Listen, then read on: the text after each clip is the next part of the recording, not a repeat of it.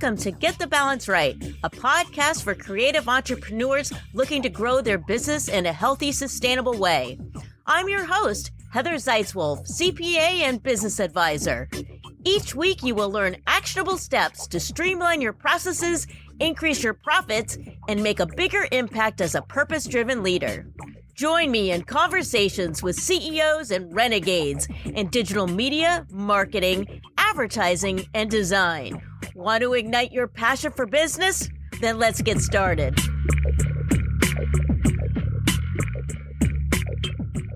Hello and welcome to another episode of Get the Balance Right podcast. I am your host, Heather Zeitzwolf. On today's show, we are talking about women, power, and leadership.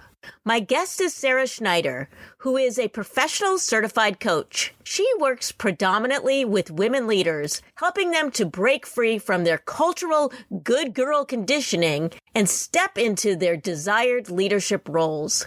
Sarah holds an MBA and spent a decade in the male-dominated IT space. It's sad to say, but the systematic conditioning Sarah is helping to dismantle often starts at birth. Even though I consider myself a feminist, my conditioning runs deep. Media and society played a huge role in this. As a child in the 70s, I remember having the Battleship game. It had belonged to my older siblings, so the version that I had came out of the 60s. The artwork on the box is totally ingrained in my head. It had a large drawing on the cover, which showed in the foreground a dad and his son playing Battleship at the dining room table. And in the background were the mom and the daughter washing dishes, smiling as they did their chores while happily watching the men of the house play and bond over the game. Ugh. This style of conditioning was so commonplace that most of us grew up thinking it's just the way it should be. The wife's place is in the kitchen. She exists to cook meals and morally support her husband. For instance, like in the ads, where the man is relaxing in his chair and his wife in heels, pearls, and a form-fitting dress is leaning over, taking off his shoes, while dragging a bar cart with a stiff, chilled martini perfectly perched on top. After all, he's been working at his desk all day. His feet are tired and he needs to wash away all the stress of office life. What did she do all day? Just, clean house, take care of the children, and grocery shop. Who cares if she did all that in high heels? Besides, she's not allowed to take them off. It would ruin her appearance. This may seem really goofy, but that's how it was. Women on television were often caricatures, like the dutiful mother, June, in Leave It to Beaver. Or what about the sexy crime fighters who worked for the man, like in Charlie's Angels? Women in film have the same issues, such as all the Walt Disney movies with a princess who needs her prince to save her from the inevitable evil, ugly queen.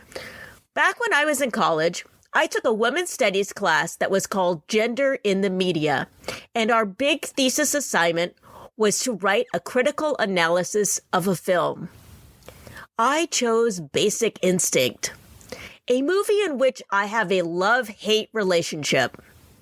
My paper was about female power, and I carefully examined each of the female characters to theorize whether the powerful women in the film were actually powerless. It was a damn good paper, and I received an A+. This was a big deal because this teacher did not give out A's very easily. I can't remember my exact argument. It's been decades since I wrote that paper. Who knows? Maybe my opinions have changed. I would have dug out a copy, but it's stored on floppy disk, probably stuffed away in my attic in a box.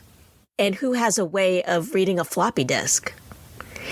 It's been years since I've seen that film, but based on what I remember, the director portrayed powerful women, and I'm using air quotes for powerful women, in a few key ways. In Basic Instinct, as you may recall, Sharon Stone's seductress character didn't wear underwear, but carried an ice pick. Or at least she had one under her bed. Then there were the lesbian stereotypes, such as the violent, man-hating bull dyke killer. But she was still feminine enough to turn on a man. Of course, there was the jealous, mentally unstable female doctor who was driven mad by her bisexual relationship, which caused her to pretend to be someone else, someone prettier. When this film came out in 1992, bisexual and gay characters were not frequently portrayed in large studio movies. On the surface, the film may seem progressive for having lesbian and bisexual characters. However, its depiction is not. This film plays into the trope of the femme fatale, but also depicts women who have any type of bisexual or lesbian tendencies to be unhinged and maniacal. The overall arching message is that women can only be powerful through weaponizing sex and partaking in violent behavior. Also starring in this film was Michael Douglas. He was also in the film Fatal Attraction, which had the same message. But it included the act of the jealous woman boiling a child's rabbit due to her rage over a man. Basic Instinct was written by Joe Esterhaus and directed by Paul Verhoeven, who both later brought the world Showgirls. Need I say more? All of these warped portrayals of women come from the male perspective, fueled through their dominance in the media. Over the years, and even today, Hollywood is largely controlled by men. I'm not saying all men have evil intentions. But this imbalance is how the patriarchy perpetuates these twisted portrayals of women as psychopathic, overly sexualized bitches who will stop at nothing over a man, including boiling a child's pet rabbit. Now, there are plenty of psycho white men depicted in film. I'm not saying women are the only ones represented that way. But side note, Norman Bates dressed as his mother. The information that I just gave you pertaining to the films in Hollywood, that's my perspective. You may differ with that perspective, and I completely understand and appreciate differences of opinion. But one thing that we can both agree on is the data. And unfortunately, the data is not so great. Based on a statistic from 2017, women only accounted for 18% of all directors, executive producers, writers, cinematographers, and editors who worked on the top grossing 250 domestic films of that year. But it's not just the movie industry. For the Fortune 100 companies, only 7% of women are top executives. And this is not for lack of trying. In 2018, women earned more than 57% of undergrad degrees and 59% of all master's degrees. Tech is another area dominated by men. And as recently as 2016, 43% of the 159 highest earning public companies in Silicon Valley had no female executive officers. The world is changing, and these numbers will get better over time. But the inequality is still pronounced and worse for women of color. We might be telling little girls that they can be whatever they want, but they grow up with mixed messages. Research shows that when you ask a 6-year-old girl to draw a picture of a genius, scientist, or corporate CEO, they typically draw a man. To quote Gloria Steinem, "The first problem for all of us, men and women, is not to learn, but to unlearn." This stuff is so ingrained in us. Luckily, it's unraveling, but those old patriarchal ways go deep. As the saying goes, if you're not part of the solution, then you must be part of the problem. This statement could be used for any type of inequalities.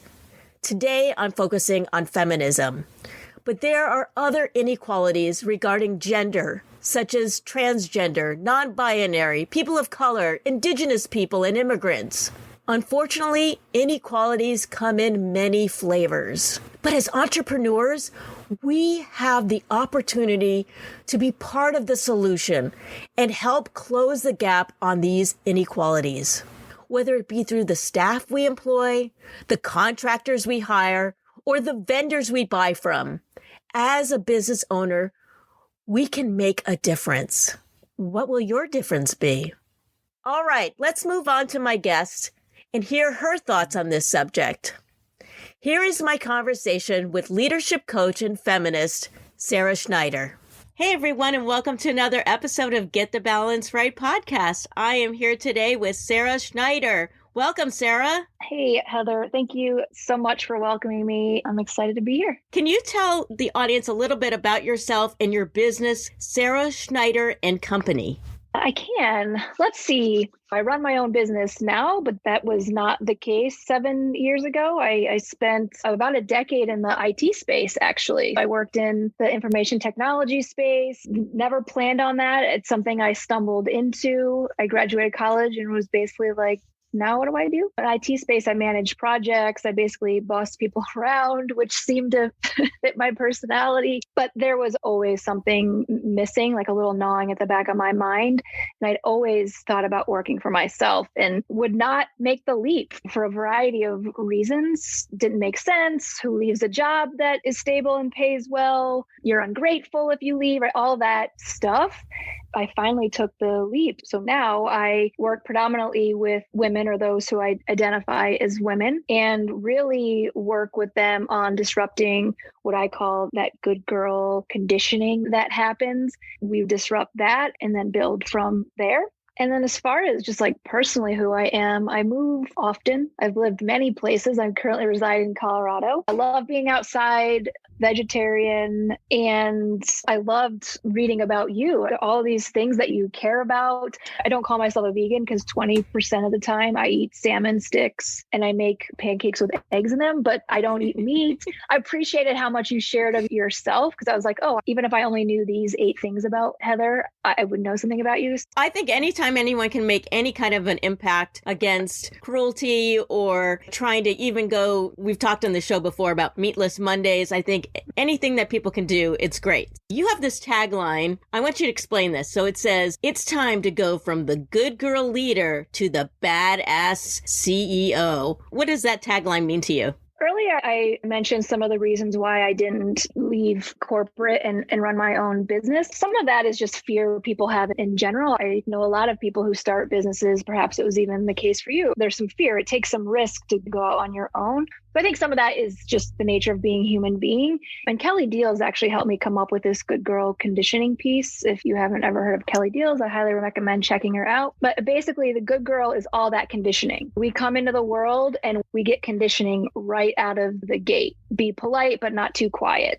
Show up, but not show up too much. Look nice, but don't look too nice. It's all of those conflicting messages. Cynthia Nixon did an amazing video a few years ago that was like the epitome of what to me represents that good girl conditioning. That exists in us. And sometimes we don't even know it's there. I certainly did not know it existed until a few years ago. I just thought I was a weirdo. I enjoy being a weirdo, but for different reasons now.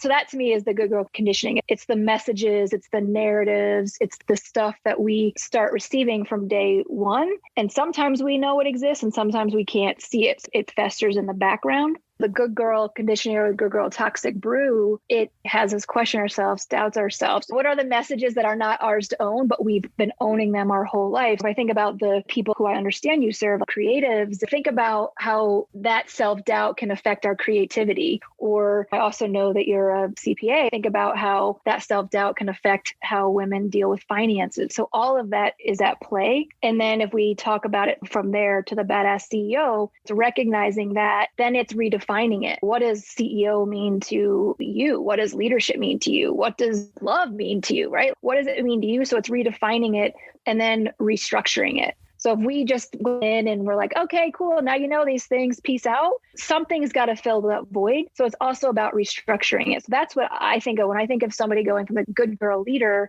It's being a great leader, but behind the scenes, there's all this self-doubt. There's all this, who am I to be doing this? It gets in the way of how we think about power. And then when you get those messages out of the way, it's, oh, wait, I was meant to do this. Hey there, this is Heather. I hope you're enjoying the podcast. And if you are, if you wouldn't mind, please hit the subscribe button now. That way you'll never miss an episode. All right, now back to the podcast.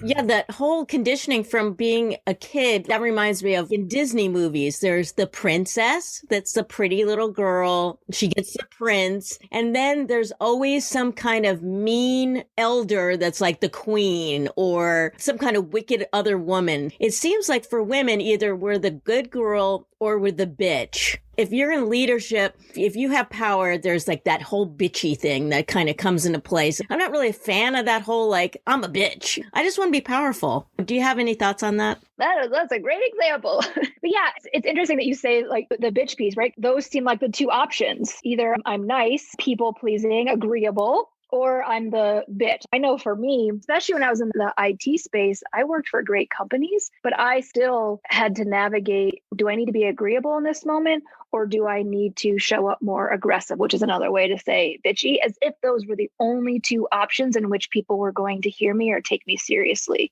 So if I answer your question more directly, it's what if those being the two options weren't even on the table? If it wasn't about being good girl or a bitch, and it was just about who am I going to show up as in this moment? What's my version of leadership? And if I'm trusting my power, can that be enough in the moment?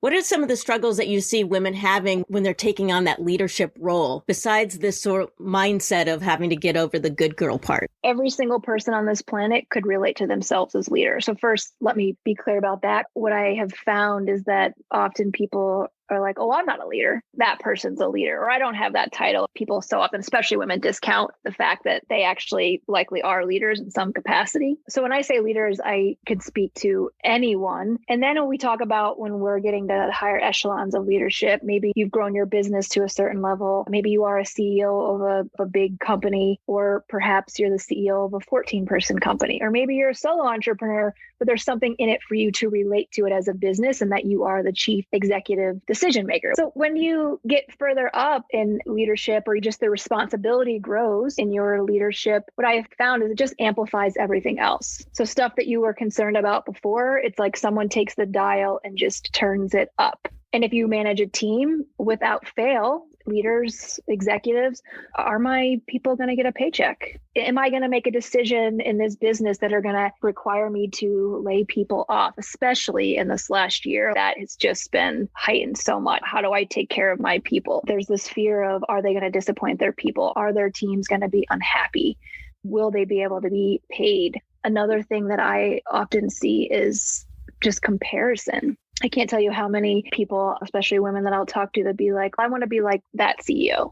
I really respect what that CEO does. There's a lot of comparison I notice the further up you go. Oh, I think biologically women are actually meant to be leaders just because we are made to be moms. I'm not a mom, but it seems like that's just like a built-in leadership role. Do you think that there are certain personality traits that are more apparent for leaders? I'm really into personality tests. So like I'm Myers-Briggs, I'm an ENTJ, which is supposed to be a leader. Do you think that some people are just natural born leaders, or do you think it's like a skill that anybody can develop? That's a great question.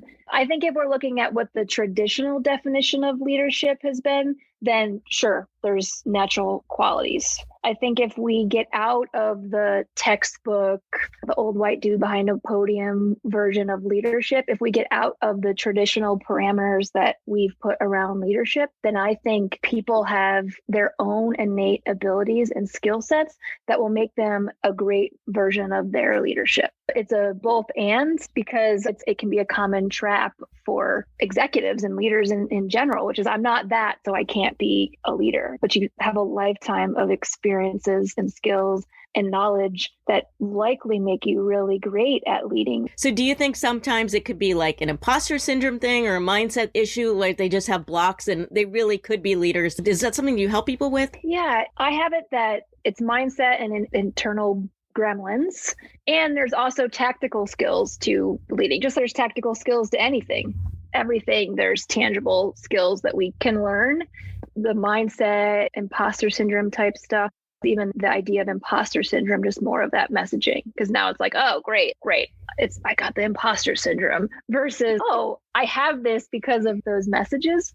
And if somebody comes to me, even if it's just in a discovery session, and I ask them what are some of their goals or whatever, one of the things sometimes they'll say is, I don't want to lead people.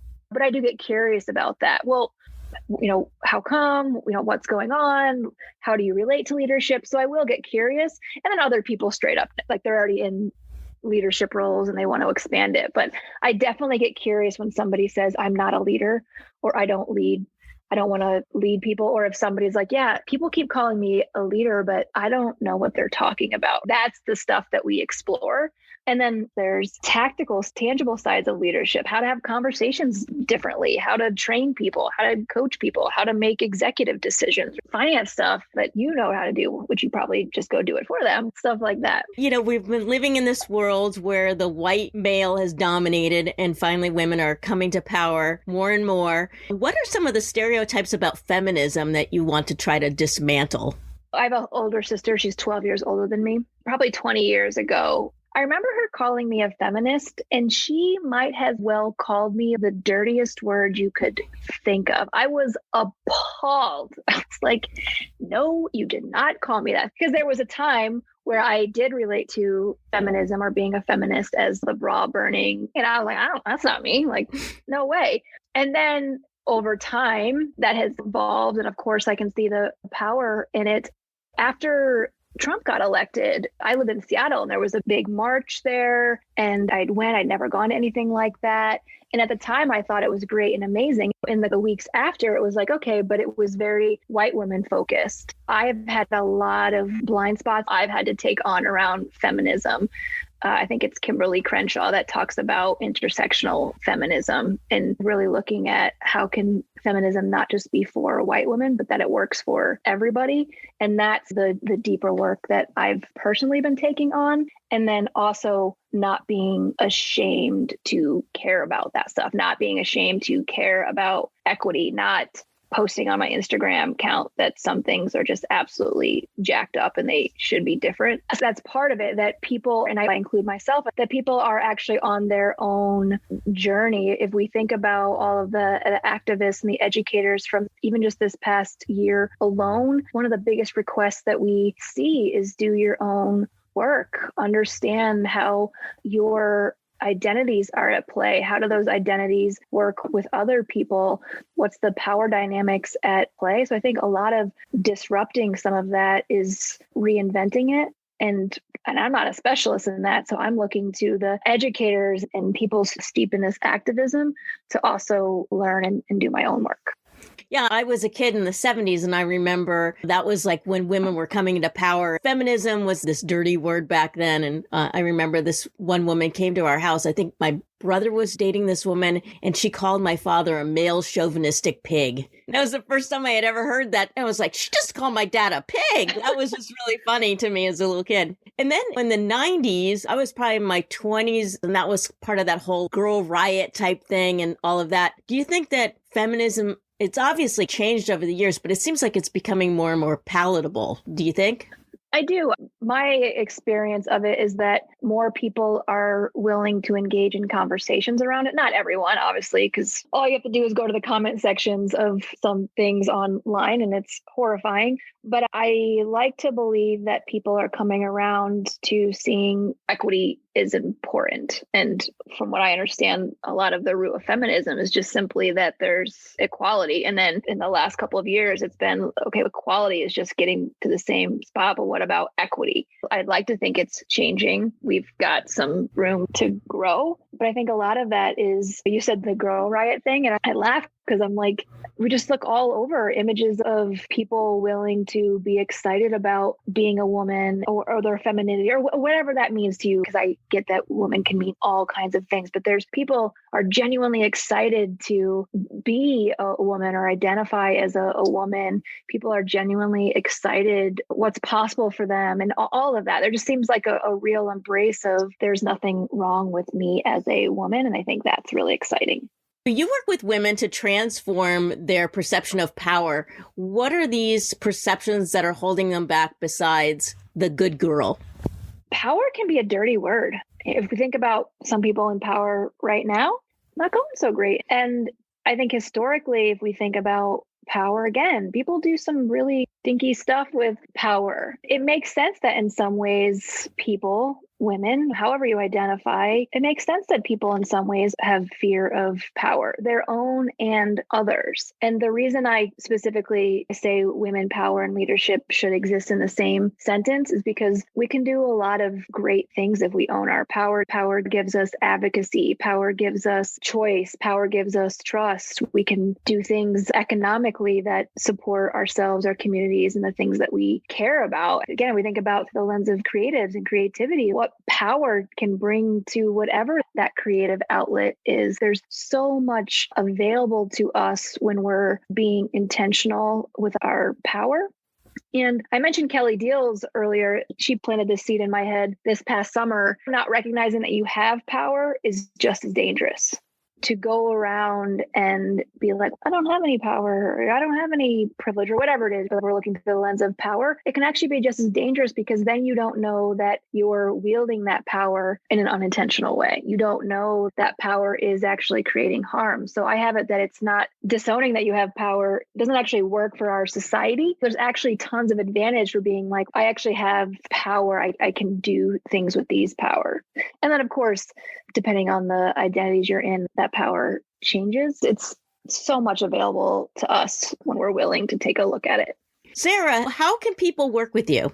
There's a couple of ways. I have a year-long coaching program that's to dismantle a lot of what we talked about. Some people just want a quick spark. I have what I call a Badass CEO intensive day. And then perhaps right now is not the time to invest for you or spend money, or maybe you're just up to other stuff or whatever it is. You can connect with me on Instagram. I am very intentional about what I share there. So there's things of value. I also have a 12-minute video. It's free on my website. And it's what to do when you forget you're a badass leader.